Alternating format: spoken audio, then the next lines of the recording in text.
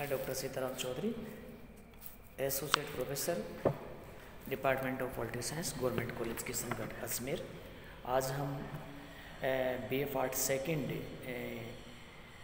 के विद्यार्थियों, जो हमारे पॉलिटिकल साइंस के विद्यार्थी हैं, उनके लिए एक टॉपिक है जिसको इस वीडियो के माध्यम से मैं आपको समझाने की कोशिश करूँगा कि फ्रांस की जो न्याय व्यवस्था है, दो फ्रेंच जुडिशल सिस्टम है, कि वहाँ किस प्रकार की न्यायिक प्रक्रिया है और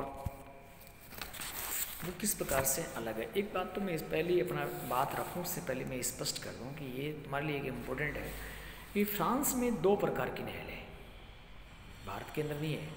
एक प्रशासनिक न्यायालय और एक सामान्य न्यायालय। यानी वहाँ की जो गवर्नमेंट सर्वेंट है या जो प्रशासनिक अधिकारी है, गवर्नमेंट सर्वेंट, उनके लिए एक सेपरेट न्यायपालिका है और आम नागरिक के लिए एक न्यायपालिका। ये एक इम्पोर्टेंट चीज़ है जो आपको याद रखने की जरूरत भी है और रखना भी चाहिए।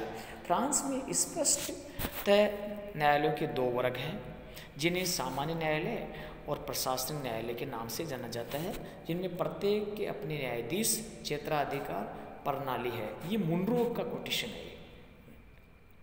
1789 की महान क्रांति से पूर्व फ्रांस में कोई व्यवस्थित एवं संगठित न्याय व्यवस्था प्रचलित नहीं थी। न्याय प्रशासन राजाओं की आज्ञाओं, आदेशों और राजाओं के द्वारा संचालित होती थी, ओनली उनके द्वारा।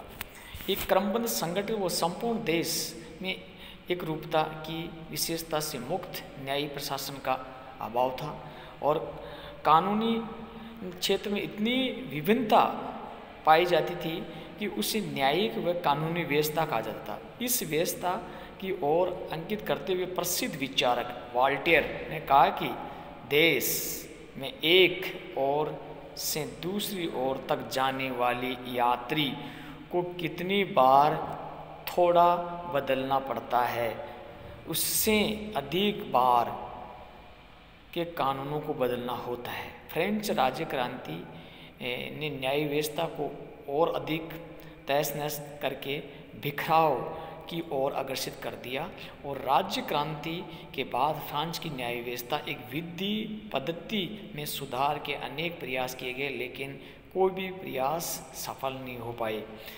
इनमें समग्रता का अभाव था। सर्वप्रथम नेपोलियन महान ने फ्रांसीसी क्रांति विधि व्यवस्था को संहिताबद्ध करने का महान कार्य अपने हाथ में लिया। उसके बाद में नेपोलियन द्वारा कानून के संग्रह को Napoleon Samhita, code of Napoleon कहा जाता है।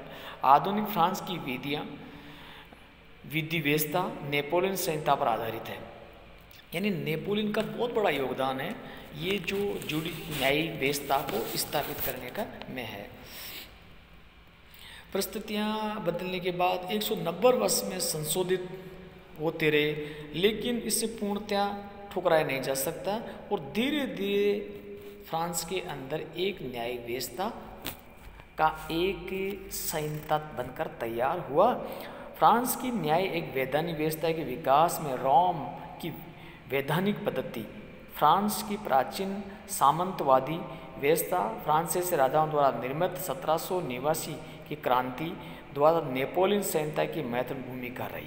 यानी ये दो जो 1789 की जो क्रांति वो और नेपोलियन, इन दोनों की ही विरासत के रूप में हम आज की जो फ्रांस की जो न्याय व्यवस्था उसको विरासत के रूप में हम देखते हैं, पढ़ते हैं और अपना रहे हैं। लेकिन इस नेपोलियन का प्रभाव अमिट रहा।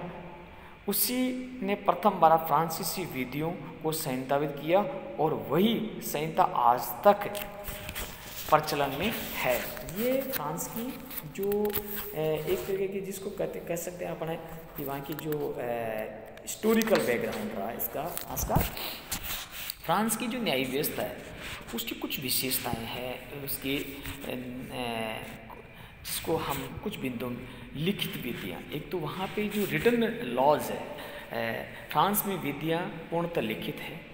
इंग्लैंड में की विधियाँ अधिकांश भाग लिखित है, लेकिन इनका एक महत्वपूर्ण भाग जिससे सामान्य कानून यानी कॉमन लॉ कहते हैं, अलिखित है। इंग्लैंड की भांति फ्रांस में कॉमन लॉ जैसी कोई विधि नहीं है।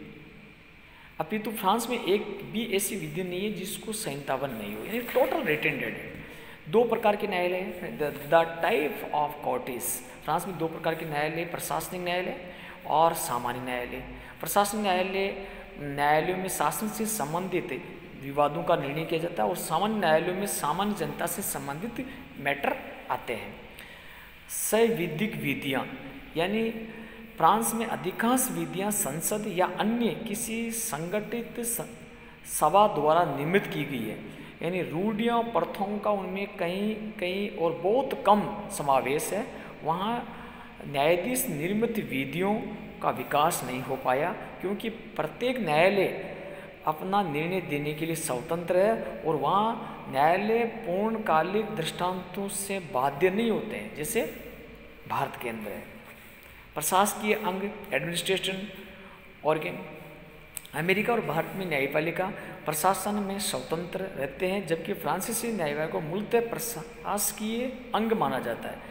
इस संबंध में मुनरो का एक कोटेशन है, न्यायपालिका को विधायिका और कार्यपालिका से भिन्न शासन के एक स्वतंत्र अंग के रूप मानने को आदत फ्रेंच जनता में नहीं है। एक है न्यायाधीशों की नियुक्ति। फ्रांस में न्यायाधीशों की नियुक्ति प्रणाली भी अन्य देशों से भिन्न है।